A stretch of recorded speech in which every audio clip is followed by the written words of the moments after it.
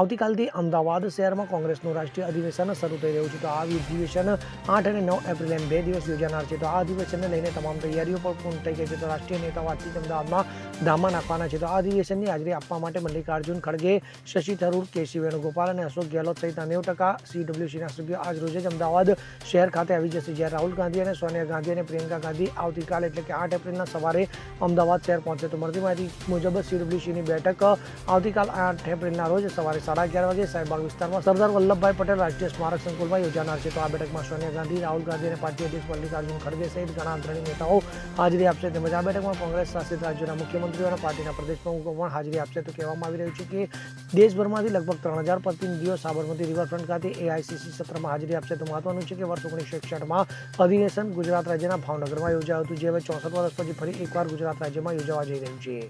Bureau report CN24 news.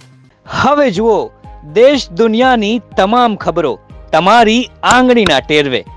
ઉઠાવો mobile અને Google Play Store પરથી ડાઉનલોડ કરો અમારી CN24 ન્યૂઝ મોબાઈલ એપ.